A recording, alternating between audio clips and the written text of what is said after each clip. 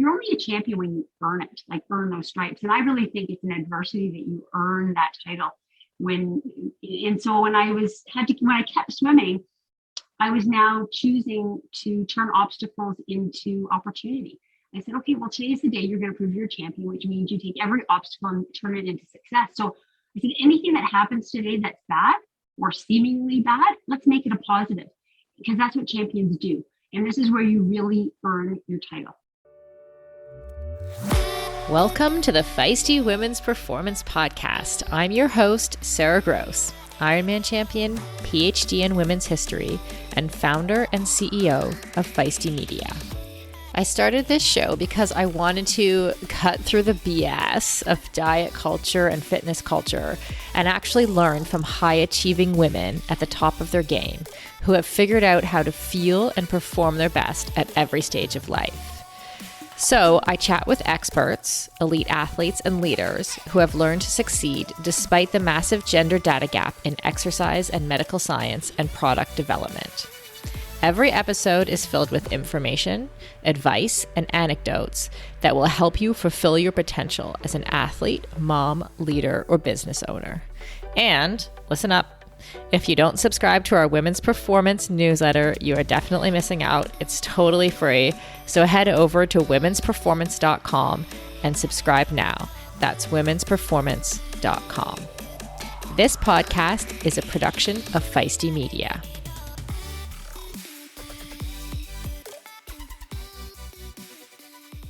Hey Feisties, I have a very special guest I'm super excited about. Ever since we talked, I can't stop thinking about some of the things that she said. So this is actually an ex-colleague, is that the right word? It's someone I used to race against a lot. She was slightly older than me, so ahead of me in the Ironman game when I first started.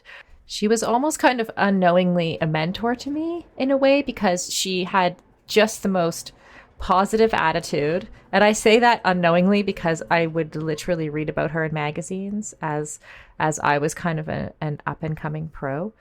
One year at Ironman Canada, it was the 30th anniversary of Ironman Canada. And my guest, by the way, is Lisa Bentley. For those who, I will tell you all about her in a moment, but for those who know her, we came out of the water together. So 30th anniversary of Ironman Canada, imagine there's like lots of press there. They had invited some like past champions to the race. They were making a big to-do about it anyway. And I wasn't totally unknown, but I was kind of unknown, definitely not expected to be a factor in the race.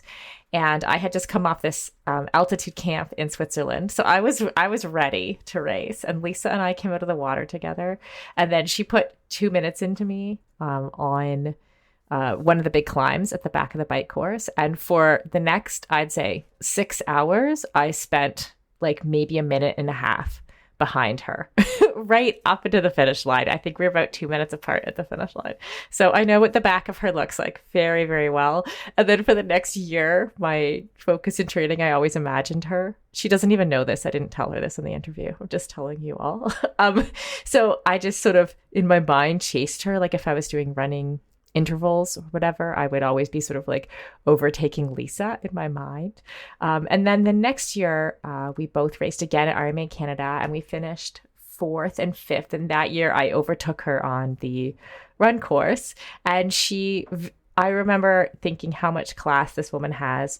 When we went up onto the podium, she like personally wanted to give me my award because of this kind of personal battle that we had. And so I always kind of appreciated that and I'm excited to have Lisa on the show today. So for those who don't know, Lisa Bentley, she's a Canadian professional triathlete. She raced for 20 years. In the course of her career, she won 11 Ironman races, 11 70.3 races. Apparently 11 was her lucky number. She had several top 5 finishes at the Ironman World Championships in Kona. She represented Canada on multiple national teams at the Pan American Games and was ranked top 5 in the world for over a decade. And she competed at the highest level in triathlon despite having cystic fibrosis, which is a genetic lung disease resulting in chronic infections and limited lung capacity. So Lisa and I talk about the cystic fibrosis quite a lot, but when we talk, so I won't give it away too much, but this is a disease that is debilitating and leads to major limitations for many people. And somehow Lisa, through what sounds like some major, I would say, mental strength skills, came to understand her cystic fibrosis as a gift. She herself even said, without cystic fibrosis, I don't think I would have won 11 Ironmans. Her mindset is truly inspiring, and I can't stop thinking about, like I said, some of the things she said during the interview. So after a word from our sponsor, let's hear from Lisa. As a lifelong runner and triathlete turned CrossFitter, I am stoked to announce that the athletic eyewear brand Tifosi Optics has joined us as a partner here at Feisty Media. Tifosi sports glasses hit all the marks for athletes. They're shatterproof polybicarbonate, so the lenses not only reduce glare, but also offer scratch resistance, which I 100% need. They stay in place when you are moving. The hydrophilic rubber nose pads actually get more grippy the more you sweat, so they are secure and don't slide down your face even when you're running in hot conditions. No matter what sport you do, Tifosi has shades for you. Whether you love tennis, fishing, pickleball, running, cycling, or just hanging out on the beach. They are super reasonably priced, which I love, so I can have multiple pairs that go with any outfit. And of course, Feisty listeners get a special discount. So head on over to tifosioptics.com and use the code FM20. FM as in Feisty Media to get 20% off your order. That's FM20 at tifosioptics.com. I'll put a link in the show notes to make it easy for you. Building muscle can be tough, and gains can be so slow, even for those of us who do a lot of strength training. As an ex-endurance athlete who is now in perimenopause, I know this all too well. It can be frustrating to put in the time in the gym and not see the results I'm looking for. That's why it's super important to take the right supplements at the right time. One of those supplements is essential amino acids, which are needed to trigger muscle protein synthesis. Muscle protein synthesis happens when you eat high-quality protein, like eggs or whey. And by supplementing with additional essential amino acids, you can make sure you are getting the full benefit of your training sessions. Targeted essential amino acid formulas can be up to 4 times more effective than just eating protein. I've been taking amino acids for almost a year, and in combination with eating quality protein and a couple other supplements, I have managed to turn the tides on age-related muscle loss, which starts at 30 for women, by the way, and I have continued to make strength gains as I head towards 50. AminoCo has been a long-time sponsor of Feisty Media and has supported all of our brands and podcasts over the years. I recommend starting with AminoCo Perform, and you can grab some at aminoco.com/performance. If you enter the code PERFORMANCE, you will save 30% and receive a free gift if it is your first purchase. Give it a try and let me know how it goes. That's aminoco.com/performance and use the code PERFORMANCE to save 30%.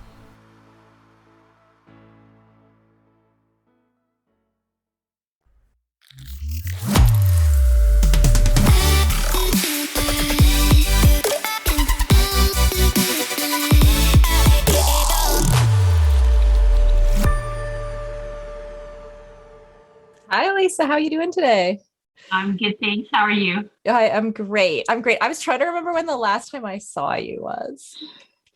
It's been a while. And what's incredible is just visiting the Live Feisty website and seeing how you built this business is incredible. So the first thing I have to say is congratulations to you and your team. And you truly do have a team. My team just consists of my husband and my dog. And I've been in business longer than you have. So congratulations to you. Oh, well, thank you. I was also on your website today and was very impressed. And I have some follow-up questions from some of your videos. So I'm excited. But one thing we've been talking about a lot on the podcast, or it's sort of come out with a lot of the women I'm interviewing, is like around like our identity as an athlete. Like, do you remember when you first started to identify as an athlete? Like, were you always kind of that way, like an athletic child, or how did that come about? I was not an athletic child. I was an academic for sure. The goal was university scholarship. And everything I did revolved around that, including at that time getting up at 5 a.m. so I could study. And it's ironic how that switches to now getting up at 5 a.m. so I could swim. But at the time, it was all about studying as hard as I possibly could so I could get a scholarship and go to university. And then adding irony more to that was the fact that I got offered a few scholarships and I took the smallest one. And so it clearly wasn't about the money. It was more about going to university. Like, having a landmark of some kind. That's very interesting. So I don't think I really started to identify as an athlete until I threw myself into it full time, which was 1999. I mean, I never really thought of myself as an athlete at all. And I even say that really in my book and in my talks is, I remember saying to my grade 8 teacher, I'm so excited I'm an athlete, because I ran track. And he said, oh, you're not an athlete, Lisa. You're just active. And and so I really didn't identify as an athlete probably until I won an Ironman, to be honest. And now I can't stop identifying as an athlete. So I keep thinking that I've got an upcoming race. Yeah. That's wow. Until you won an Ironman. Like, how do you feel about that comment from your ex-coach? I mean, if you were running track, you were an athlete. Like what, do you wish that you had seen that sooner, or do you think it would have changed anything? I don't think it would have changed anything. I was a high school math teacher for the first 7 years. Well, I was a math teacher for 7 years, but I started triathlon in 89. So I was a full-time math and computer science teacher all the way till 1999. And by that stage in my career, I'd been to the Pan Am Games and multiple world championships and even come in top 10 in Hawaii. So I still, I was a teacher. That's how I identified. I don't know if that would have changed if someone had said something to me sooner. I never thought of a career in sport. It didn't make sense to me. My career, my goals were to be a great teacher, to one day be a mother, and to be an athlete. I mean, that just was so outside of the realm of possibility. And yet, ironically, I went in that direction because my doctor for cystic fibrosis said to me, you should be doing this full time. What are you doing trying to balance full-time teaching and sport? Like, you can be a teacher whenever you want, and you got to go and do this triathlon thing full time. And I can guarantee you my CF doctor has never had that conversation with another patient. But that was really the kick I needed. It didn't come from a coach. It didn't come from a colleague or a mentor in sport. It came from my CF doctor to say, it's time to be a full-time athlete. What an interesting story. Okay. So you're a full-time high school teacher at this time. And then you're also, I'm assuming if he's encouraging you to go full-time, I assume you're doing quite well here. Had you won Ironman at that point? I had not won an Ironman yet, but I was, going to St. Anthony's for a race on the weekend. I was dabbling in the like quick little trips. So I was going and, coming in top 3 or top 5 or whatever at different races. I went to Ironman New Zealand and came in 3rd. Ironman Canada came in 4th. Hawaii came in 9th. So I was, doing all that, but, showing up for work the next day. Right. These are solid results like that, like 9th in Hawaii or like podium in an Ironman, like, wow. So, okay. So sorry, go ahead. Yeah. So, really, it was more just me saying to the doctor, I'm so tired. And she's like, of course you're tired. Like, you're basically racing Sunday in the United States, and then you're teaching calculus at 8 a.m. on Monday morning. Like, what are you doing? Like, and that's why you're getting sick all the time, here, and you've got cystic fibrosis, you're getting sick all the time. So, you're, of course, you're teaching, you're picking up everything from students. Yeah. And so it really was sort of that, and it was quite funny for me to say to her, oh, I'm so stressed out and exhausted. I've got this glowing tan from being in Florida in April. And so, I didn't look that stressed out. I just looked tanned and tired. Right. But anyways, that was really the kick that I needed. And so I actually started to teach part-time at that stage. So I would teach 2 courses a year. And then I was teaching computer science. And now this is back in 1999. So you have to put your 1999 hat on. Yeah. I started to teach over the internet, which wasn't normal back then. So I would have my classes in a chat room, and the way my students would submit homework was by building a web page. Again, not normal in 1999. And So, I was at Hawaii Ironman racing and I'm going, online and chatting with my students. Again, not normal, but that's what I did. And then eventually I resigned from teaching and threw myself full time into sport. Right. I'm just going back to the cystic fibrosis doctor who's, like a lot of us have an experience of having some medical issue or even like a normal, not even a medical issue, like be it getting pregnant or going through menopause and having a doctor or someone else in that kind of role say, oh, actually, you should dial it back. Like you should do less. Right. So what was it like? How did your doctor end up seeing that, you being a full-time athlete could be positive for your, like alongside your diagnosis with cystic fibrosis? She probably thought, there's no question that sport has helped my health, which again would be hard for people to understand. But of course, pushing yourself to the brink is never good for your health. So it's that balance between fit and healthy.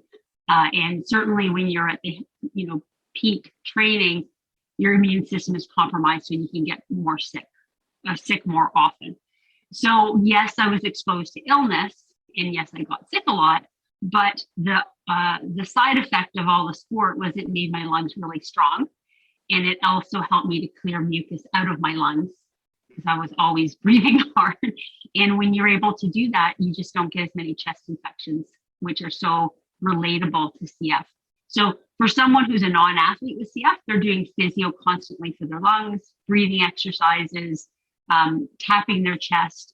I don't have to do any of that because I'm constantly moving my lungs and my rib cage and doing that naturally by swimming, biking, running, etc. So when I was finally, when I had to spend some time in hospital with a bad chest infection, every doctor that came in, said you're as healthy as you are because of your sport. And when I retired from racing, my CF doctor said, I expect your health to decline. That was really her reaction to my retirement was you're not going to be exercising your lungs to the full capacity anymore. So we do expect you to be less healthy. And of course I hear that and I'm like, well, I'll keep, I'll run intervals 2 times a week. I'll do something, like I have to stay healthy. And so, for me, exercise and CF go really hand in hand for me to maintain good lung health. Yeah. How interesting. Okay. Just for our audience too, in case folks don't know, like what is CF and how does it affect you? So cystic fibrosis is a genetic lung disease, and it causes an abnormal amount of mucus to accumulate in the lungs. And that in itself leads to chronic lung infections, lung damage, then ultimately lung transplant and, early death in many cases. So in 1980, which is just 40 years ago, the average lifespan was 12 years. And so now it's 50, which is fantastic. So, and there's just great stuff happening with CF right now, like really great stuff. So, and, people are getting lung transplants and surviving, again, 30 years ago, that wasn't happening. 10 years ago, that wasn't happening. So basically it's, your lungs are compromised, more prone to infection. So I get sick quite a few times a year, and there's never a common cold for me. It's always infection, antibiotics, and then hopefully that kills it. So I hurt my ribs 4 weeks ago. I fell and I bruised my ribs. And so the next step there was a lung infection because I can't breathe properly. I can't cough properly. So it just sits there and then I'm sick. So it's never just, there's, always going to be little complications. But again, I've always said that without CF, I don't think I would have won 11 Ironmans. So it's given me a lot of purpose in my life. So it's the way it goes. That's so interesting. So I have so many questions. Okay. So during COVID here, did you feel vulnerable? I did. How did you approach it? Yeah, I was pretty scared. Mainly, we all didn't know. And I didn't want to get sick. I don't think I ever really thought that I'm going to die. But when I got, the worst sickness I had was in 2010. And I got the flu in July, and I remember it well. And we were probably racing together actually at the time. I remember doing the 70.3 in Calgary in 2009. Mm-hmm. And, I'm doing lung therapy before, and I was just sick. Anyway, I got a flu, and the flu led to a chest infection, and the chest infection never got gone. And I got immune to the antibiotics, and it just was this vicious cycle. And my lung capacity went from 100% to 55%. And now, not right away, but over the span of 6 months. And that all stemmed from getting the flu. So in the back of my head was, if I get COVID, I'm not going to die of COVID, but it's probably going to put me into the spiral of a lung infection, which I might not get out of. And so anyways, that was in the back of my head. And it really still is. Like, I don't like being sick, and I'm sick a lot, but I don't really like it. And so when I hear people get sick with COVID, even now, fully vaccinated, when people get sick and they say they're in bed for 3 or 4 or 5 days, like, I don't even want that. I don't want to be in bed. Right. So I just don't. And if they're in bed 3 or 4 days, I'm probably gonna be in bed 3 or 4 weeks. I just not interested. So I am pretty careful, for sure. And my personality is to take things usually to the extreme. So I'm probably more careful than I need to be. And the CF clinic isn't really worried about it that much, to be honest. But I'm vaccinated, and I'm not eating in a restaurant. Like, I'm not really taking any chances. But hopefully I'll be able to pull the Band-Aid off and get back to life. Yeah. I'm curious what you said a minute ago too about, and I read it on your website, that you sort of saw like your cystic fibrosis as a blessing, and that you were able to, like, it's just like it's almost the opposite story, I would think, to what you would expect. Like, you had the diagnosis first, right? Like, you knew that when you sort of became, and that you knew that, and then you went on to become like 11-time Ironman champion. Like, how do you build that mindset that, like, instead of thinking my lungs are weak, to actually being like, I have the lungs of a champion, and not just a champion in any sport, but in a sport that's like so dependent on your lungs, right? How did you, and was that always ingrained in you, or do you feel like you kind of like improved your mindset on that over time? I definitely improved my mindset over time. But I do think the initial thought of that it is a blessing came from my being raised by my mom and dad, who sort of taught me that everything happens for a reason. And we might not understand that reason right away, but there's a reason for everything. So, just stemming back to choosing a university, I believe, there's a reason for everything. I believe there was a reason why I was a teacher. I believe there's a reason why I never was able to have children. Like, as much as it breaks my heart, because that was my heart of hearts, was to be a mom, I believe there was a reason. And I have to believe that. So when I was diagnosed with CF, at first I didn't really care. I was in my 20s. I'm like, yeah, whatever. Like, you're in your 20s, you can do anything. And then, of course, it was affecting me and affecting my racing, but I didn't want anyone to know about it, because I didn't want an excuse. Like, I never was favorable when people had excuses for things. So the last thing I needed was to say, oh yeah, I had a bad race because I was sick. So it was just like, okay, well, I was sick. Like, that's it. No excuse. It's just the way it is. And, I really wanted to win an Ironman. That was like such a goal for me. And I didn't want to win it with an asterisk beside my name. Right. And in fact, if I backtrack to the Pan Am Games, I went to the Pan Am Games in 1996. And I was actually really quite sick at that one with CF symptoms.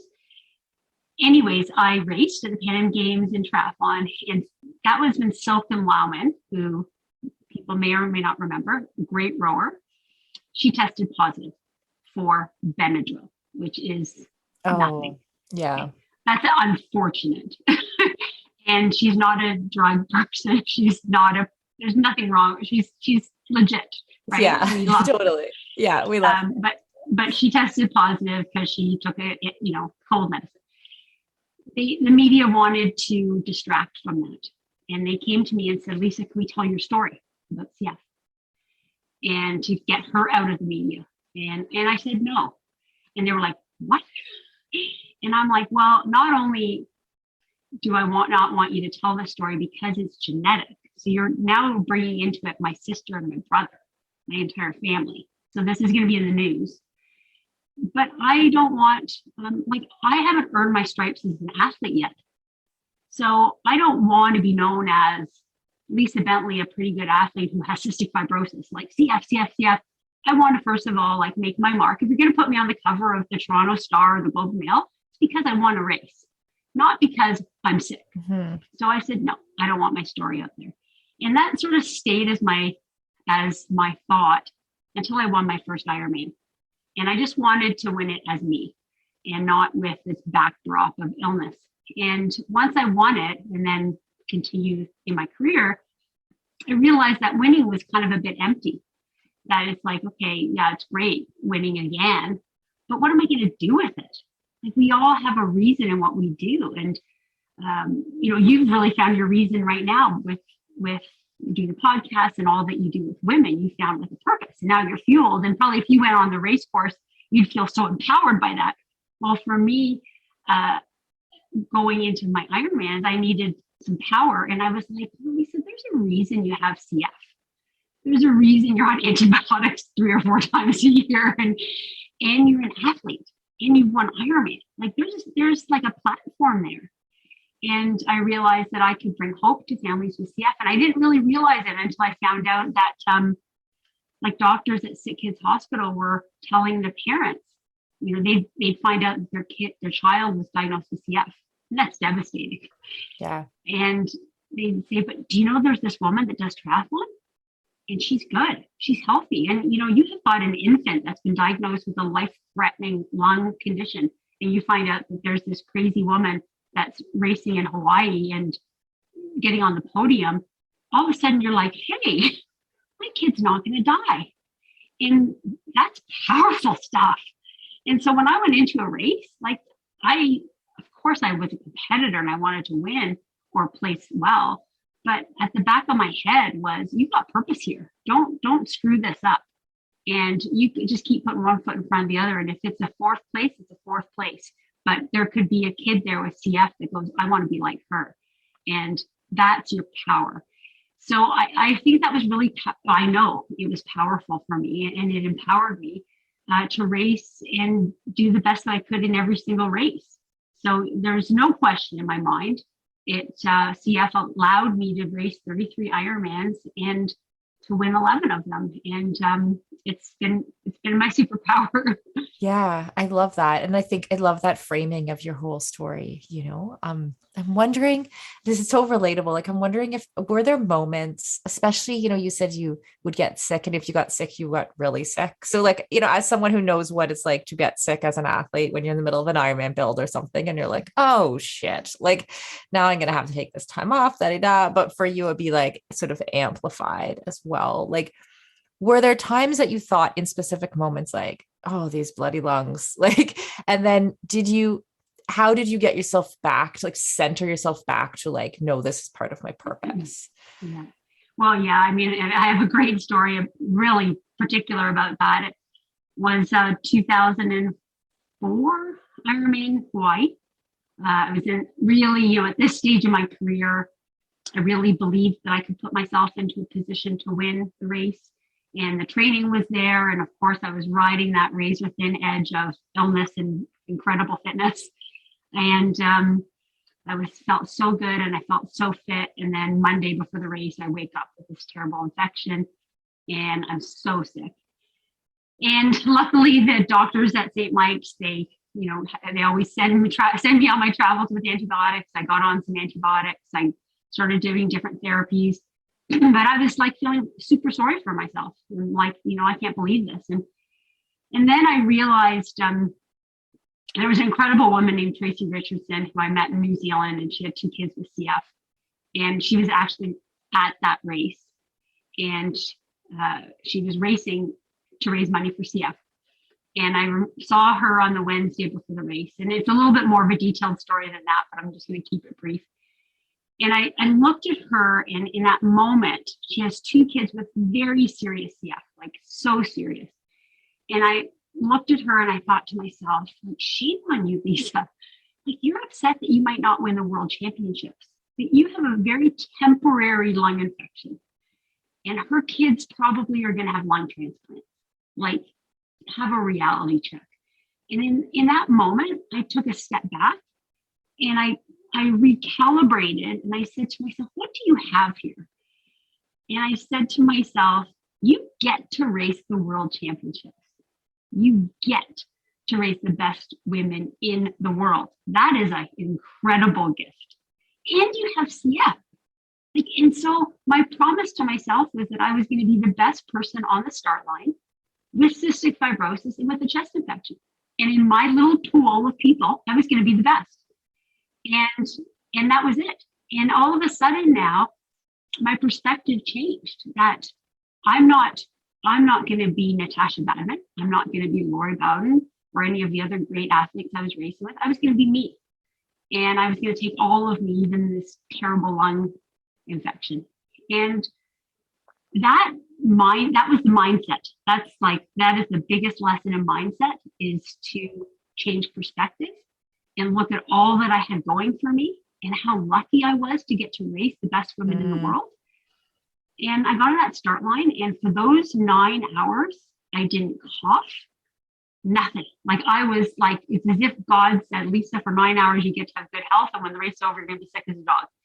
And I got in that race and nothing bothered me. Wow. If you would have asked me, I would have told you it was 70 degrees, no sun. And I ended up coming in fourth. Wow. And which I would say to this day was probably the race of my life, because I was able to elevate my game, my talent. I didn't even have any talent. I was just able to elevate everything to a different level. And that's mindset related, because I was very, very sick the next day.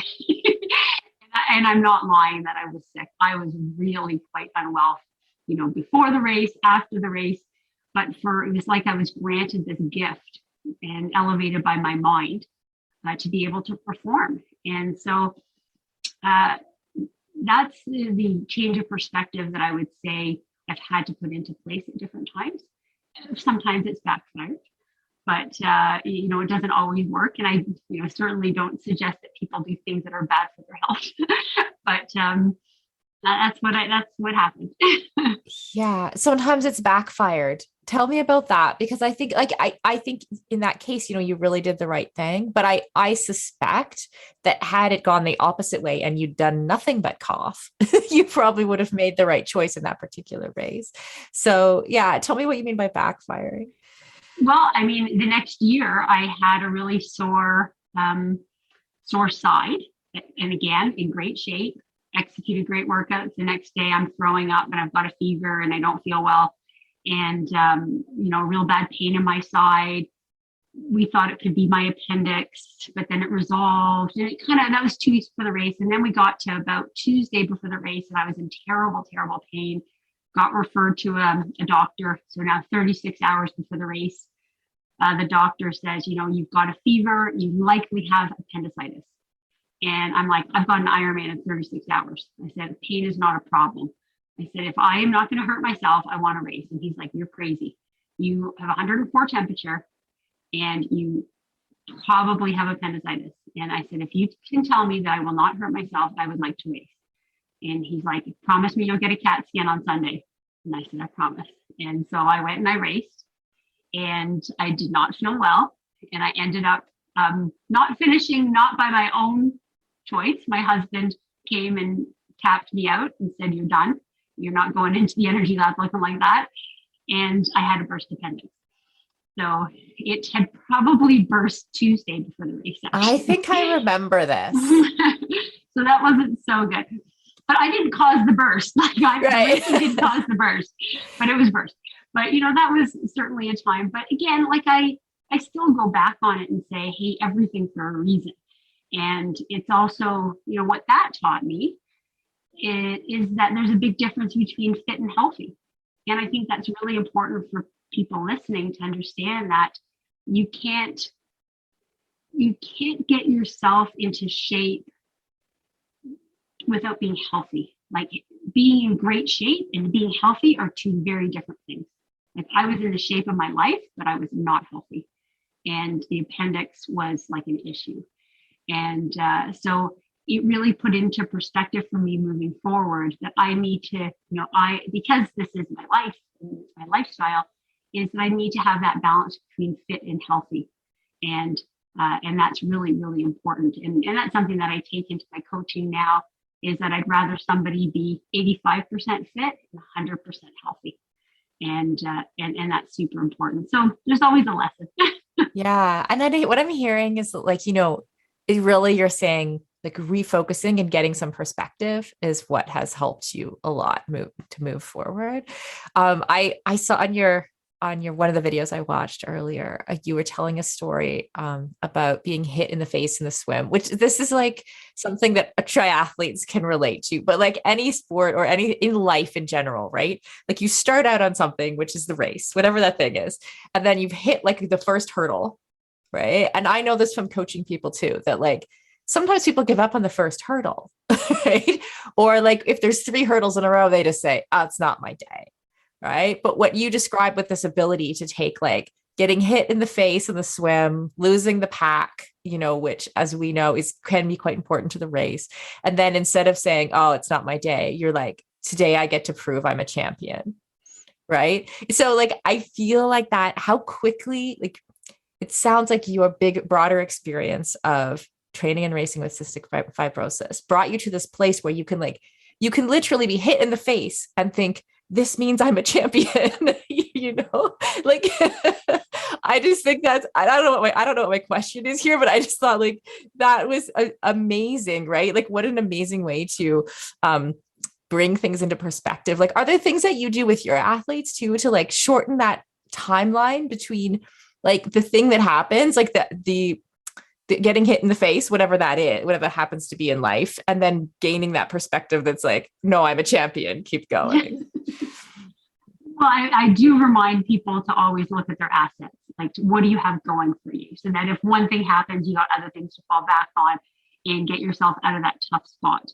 And so in that case, when I got hit in the face, my thought was like a few things had gone wrong at that stage, even though I was only 5 minutes into the race.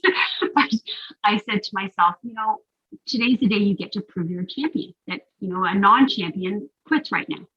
And so by you keeping going, you're proving that you're a champion. And I say that only because it's so easy to call somebody a champion.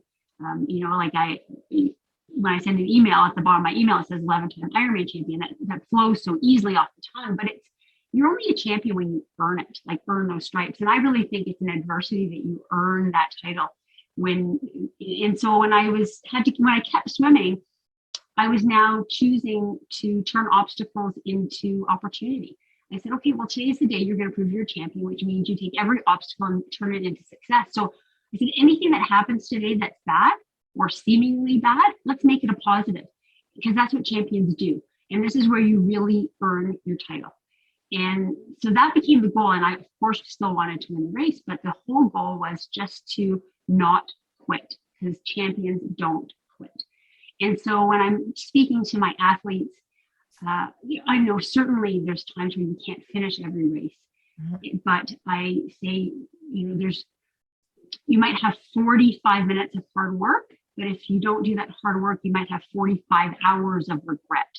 So put yourself in that position and remind yourself why you're out there, remind yourself why you're doing it. You've got 3 or 4 kids, you're a role model for your kids. Like, can you pull something out of this? And, if they do end up not wanting to finish the race, realizing, okay, now you're going to have that conversation with your kids. Like, can you do that? Are you going to be okay? Like, remove yourself from this moment. And, we kind of go over all those things and then putting it into perspective and celebrating what you can, celebrating whatever it is out there. So like some of the athletes that raced in St. George, that was such a difficult course. And some people chose to walk the whole marathon. And some people chose to not walk the whole marathon. And that one isn't right and one isn't wrong, but it's whatever perspective you take into that. So walking the marathon, it was that the goal was finish no matter what, because that's a character builder for that particular athlete. Whereas another athlete may have chosen not to, because for them, it's more important that they're a mother the next day or a father the next day, or that they're back in the office, etc. So we all have our reasons. We just have to put it into the perspective and into the environment that we're in.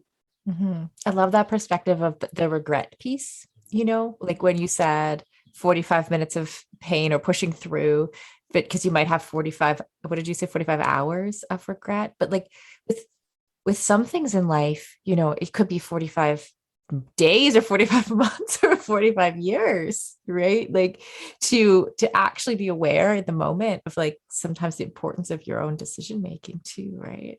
Exactly. Take yourself out of the moment. I mean, I call it the Mickey Mouse moment. When we're at Disney World, we all want to buy the ears. And I'm like, just remember, tomorrow you're back in Toronto. Yeah, what year? Right? Like this is that moment. Like right now you want to quit, but put yourself to tomorrow. Right now you want to walk and not finish this run.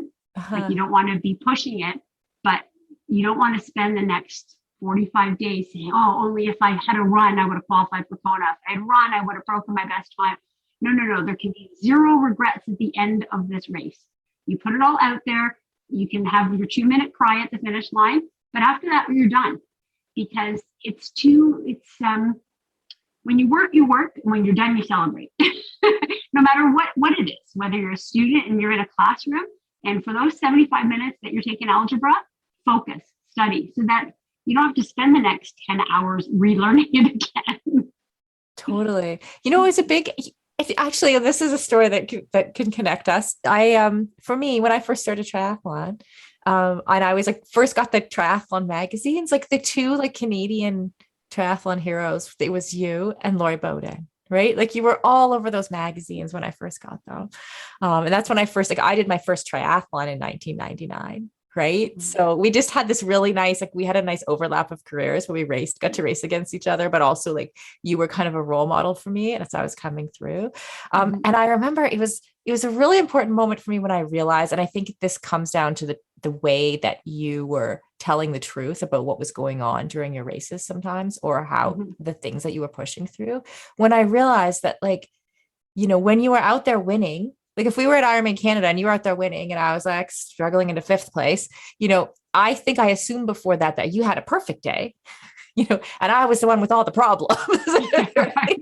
You know what I mean? Like if only this hadn't happened and I'd had a perfect day like Lisa did, right? But that's actually not true at all. Right. And it's like really speaks to what you're saying is like, once I realized, oh, actually the people who are winning despite their challenges as well, and only controlling what they can control and sort of pushing through the hard things. So I think, I really appreciate the honest way that you've told your story too. Okay. I want to ask you about, you said on your website, you give keynotes on winning in life and thinking like a champion, right? What does winning in life mean to you? What does that look like? Winning in life is about being the best that you can be with what you have. It's about maximizing your strengths. It's about loving yourself, being your own biggest fan, and exceeding expectations, going above and beyond, getting out of your comfort zone. That's where I want people to get to. I don't want people to be afraid to live.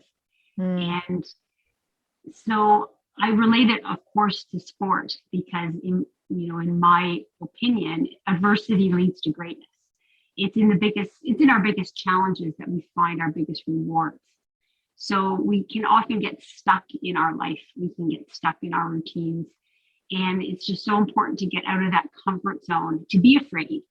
And when we are afraid and we have to problem solve, that's when the greatness gets released and the beauty of ourselves gets released.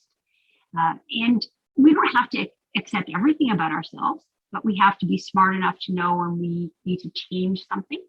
But we also have to be kind enough to ourselves to sometimes accept ourselves for the people that we are. And so I try to communicate that with people and also, of course, exceeding those expectations, never just settling, looking for trying to always be better, but always coming back to the same thing of being your own biggest fan. And I tell that to athletes that I coach as well, is the first question I'm going to ask you when you cross the finish line is, were you kind to yourself? Like, did you beat yourself up? You Mm-hmm. criticize yourself, or were you kind to yourself? And I think we have to be kind to ourselves. And we go through it all the time, and I still go through it. I mean, I haven't perfected anything. I have to use my own strategies. I always remind myself, Lisa, you better read your own book, because right now you need that. But I'll think like it's always been hard for me to travel, even when I was an athlete. I love what I did, but leaving home was always hard. I'm out of my comfort zone. But no matter what, I'd always come back a better person, because I'd learn and I'd get out of my comfort zone, and that made me better. But it's always been a struggle. And then, of course, with COVID, we didn't go anywhere for 2 years. Now, all of a sudden, I'm back traveling again, and it's like a little bit of a struggle. I've got to find my niche. And then I kind of was getting upset at myself, like, Lisa, why can't you handle this? And then I'd say, well, you're handling it pretty good. You're not at home. You've rented a car. You're Right. gone to the grocery store. You figured out your way around here. Like, you're like a local now. Like, stop being hard on yourself. Like, you might miss everybody, but you're doing a pretty good job. But you are handling it. Yeah. You're handling it. Exactly. You can handle it and still miss your dog. Totally. So that's where we come back to being your own biggest fan, and really congratulating yourself for doing things that are extraordinary. And they might, I'm sorry, I say extraordinary. They don't have to be extraordinary. They just have to be good. Mm-hmm. And I try to remind people and that there's only one way to be perfect. And one of my athletes actually said this to me. And so I'm stealing her words, but they resonate so well. There's only one way to be perfect, but there's thousands of ways to be great. And so we need to be great. We don't have to be perfect. And just like you were saying about when we raced together, oh, Lisa must have had the perfect day or whatever. Like, I never had the perfect day. I think one of my most perfect days, I came in second at St. Croix. That was a pretty perfect day. But we all had non-perfect days, but we were all pretty great. And, I think now if we can revisit some of those races that we didn't win and go, okay, that was pretty good coming in third, wasn't it? Like, I'm killing totally. that right now. Yeah, totally. I hear you. And then the other thing you said somewhere was about dealing with pressure, right? Where you were feeling like, if you had were coming back maybe as the returning champion at a race or something like that, and you felt like, okay, but the pressure is like coming out of my success, right? What do you recommend for your athletes too in terms of dealing with pressure? I mean, the only reason you feel pressure is because you've had success. So we feel pressure because I was able to win races or be on the podium. So if I don't want to have pressure, then that really means I didn't want to win, which is ridiculous. I worked really hard to be successful. Mm-hmm. So I turned pressure into privilege. We hear that more and more now as a buzzword, but I really believe that, 15 years ago, the pressure you feel, Lisa, is an absolute gift. That's because you worked hard. That's why you have pressure. And so I reframed it into pressure was really good wishes. It was really people just wishing me well. And again, you would have experienced that at Ironman Canada. That was our home race. Everyone wanted you to win. And so that would make you feel pressure. But really, it was really just people loving you. It's love. Pressure is love. And so I tell that to my athletes, of course, because as amateurs, the goal is to qualify for Hawaii, to have their kids be proud of them, all those things. And it's like, no, we have to forget about that. Everyone just loves you so much. They want to see you achieve those goals. But that'll all happen if we just go through the journey. Like if you're go through swim, bike, run, at the end of the day, it's swim, bike, run. That's all we're doing. So forget about Kona, forget about trophies and podiums. And it's hard enough as it is. 3.8K swim, 180K bike, 42K run. That's hard enough. Don't think about anything else. Totally. And it's true for life too, right? And I think, and it's also true for the pressure that we put on ourselves. So if if you're putting pressure, for me anyway, if I'm putting pressure on myself for something, it's because I've got this little inkling of what my potential might be. And so I'm putting pressure on myself to get there. Right. So ultimately there's this self-belief piece that's meeting a self-doubt, right, in a moment. So that pressure, if there wasn't part of me that actually believed in myself, I wouldn't feel that self-pressure in the first place, right? So lean into that. I love that. The pressure is actually a good thing. The pressure is a symptom of the fact that you actually believe in yourself and other people believe in you. 100%. If you didn't care, you wouldn't have any pressure. If you didn't get out of your comfort zone, you wouldn't have any pressure. mean, we can all live a pressure-free life if we never leave our room and people just live like food. But what do we, you don't do the same thing for 50 years and call it a life. Yeah. We have to do that. We risk, we're vulnerable, we fail, we succeed. I mean, there's no failure. I never believe in that. We learn and we grow, but we have to, I think it's important to living full to get our hearts broken and to stumble and to fall. And we come back stronger for sure, every single time. You need your dream team around you. Of course, everybody needs that dream team around them and people that love and that will pick them up again. Yeah. And okay. So is there anything before we go that we haven't covered that you'd like to tell our audience? We have, I'd say, an audience of people who are really, from across all sports, but who really identify with the word performance, because that's what we named the podcast, the Women's Performance Podcast. So is there anything you would say to those people or leave them with? Be your best self. Lead with your heart. Heart is the essence of all performance. Any performance, peak performance, being your best, winning races, winning in life, it comes from your heart. If you really love what you're doing and love yourself and love the people around you, your colleagues, you will reach peak performance every single time. But it really does come from the heart. And I really believe that the heart elevates talent, it elevates mindset, it elevates the person and the character and the integrity that you have. So lead with your heart and performance will follow. That's wonderful. I believe that too. Thank you. Okay. If people want to hear more from you, where can we find you? Do we buy your book? Where do we follow you? My website, lisabentley.com. So I have a blog there and I've got my book there. And of course on Facebook, Twitter, Instagram is Lisa_Bentley123.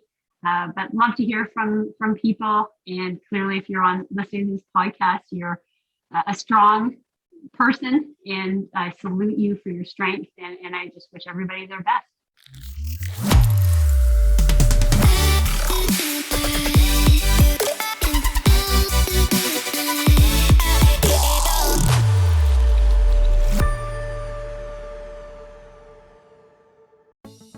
For decades, running shoes have been researched, tested, and designed for men. Brands have relied on the shrink it and pink it approach to sell male shoes to female customers. That's why we are so excited to be working with Hedas. Hedas designs athletic footwear for women that elevates performance, safety, and style. Hedas unlocks the science behind women's biomechanics through dedicated research, creates better shoes for women that support their longevity and performance, and establishes new design standards to promote transparency in a male-biased industry. Hedas have a lower ankle collar to reduce rubbing, a breathable mesh toe box to allow for ventilation and to allow for female toe shape, a special kind of plate in the midsole to keep tired legs going, a narrow heel cup to reduce heel slippage and take the pressure off our Achilles, and a rounded instep to create a snug fit. Hedas has 3 shoe models designed for different sessions: the Alma Cruise for long runs, the Alma Tempo for training days, and the Alma Speed for pushing the pace. I've personally been running in the Alma Cruise and I love them. It's the shoe I always wanted and never knew I needed. The fit is perfect in every way. You can get your own pair of Hedas at hedas.com and use the code Feisty20 for 20% off. That's Feisty20 at hedas.com and it will all be in the show notes. As we head into summer, rest and recovery are critical for improving sports performance, reducing stress, and living a long and healthy life. We should all invest in better sleep. So, think about the thing you lay your head on for 8 hours a night. If it's not exactly right for you, it can lead to needless tossing and turning, or worse, have you waking up with an unrelenting kink in your neck. My new Lagoon pillow has helped me improve my sleep immensely by pairing me with the performance pillow that has everything I need. So I personally was matched with the Otter pillow. Shout out to Team Otter, which I love because it has a gentle cooling effect. And I was able to choose how much stuffing I wanted in it, which is super important to me because I'm doing a decent amount of CrossFit these days and my shoulders are kind of creaky. So having a pillow that is stuffed just to the right height keeps my neck and head in exactly the right position and comfortable for the entire night. And as of fall 2023, Lagoon launched their 100% mulberry silk pillowcases. It's cool to the touch, buttery soft, and great for your skin and hair.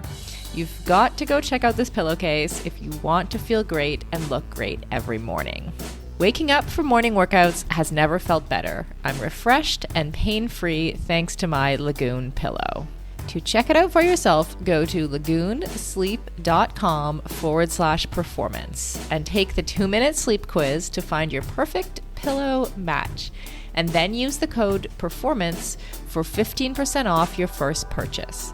That's code PERFORMANCE at lagoonsleep.com/performance, whole 15% off, and the link is in the show notes. You can just click through there.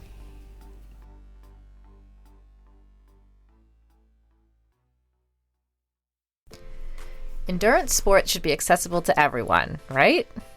That's why we are so excited to be partnering with Motive. Motive is one of the fastest growing training apps in the world today, with thousands of amateur athletes signing up every month and a nearly perfect 4.9 star rating in the App Store. You are not a template, and your training plan should not be either. Prepare for running races, triathlons, cycling events, duathlons, or swim runs, however your season schedule shapes up, and get training written by some of the best coaches in the world in each discipline who know what it takes to help amateur athletes reach their goal on race day. The app takes the training written by those experts and then creates the most optimal training plan for your schedule, abilities, and goals. Plus, the training is fully customized to your race schedule, how much you can train each week, your current abilities, and the goals you want to achieve in your race. You can use the app for free as long as you want, or get all the upgraded features from the app for just $19.99 a month. But as a Feisty listener, you can sign up at mymotive.com and use the code Feisty for 2 months of full premium access. That's right, you get 2 months of premium for free. So you quite literally have nothing to lose. So head over to mymotive.com, mymotiv.com, and use the code Feisty, Feisty. And on a personal note, I know the founder of Motive, and he is driven to make triathlon and all endurance sports more accessible for the athletes who care about their performance, but who aren't quite ready for a full-time personal coach. If that sounds like you, definitely try the app for 2 months for free. You literally have nothing to lose.